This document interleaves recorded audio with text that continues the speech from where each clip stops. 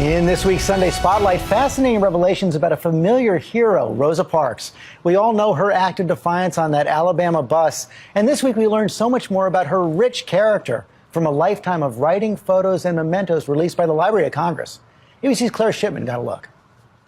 This iconic image of a defiant seamstress, a seemingly accidental crusader.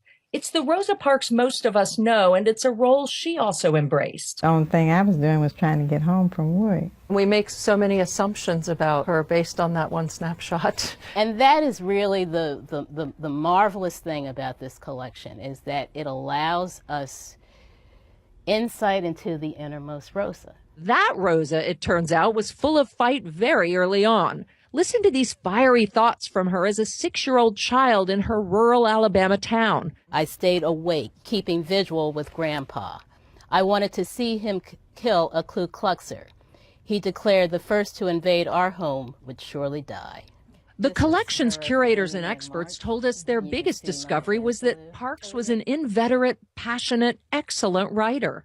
From letters to friends to lyrical musings about the inequities of African-American life. Treading the tightrope of Jim Crow from birth to death, from almost our first knowledge of life to our last conscious thought, there is always a line of some kind. Color line, hanging rope, tightrope. Wow, that's beautiful. Isn't it beautiful? Oh. And her devotion to her husband Raymond is all over the collection. She carried this picture of him in her wallet to sustain her when they were separated. But we see a new side of their relationship, too. She writes about his worry for her safety. So many times he said he would have gotten off the bus. He said I had a goat head.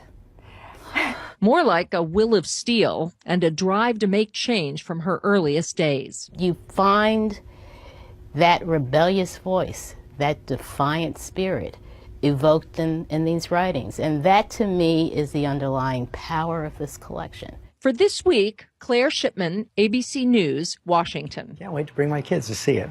We end with some good news this week. The Pentagon did not release any names of service members killed in Afghanistan or Iraq.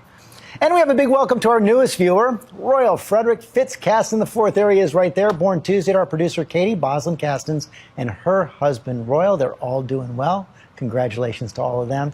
And that is all for us today. Thanks for sharing part of your Sunday with us. Check out World News tonight, and I'll see you tomorrow on GMA.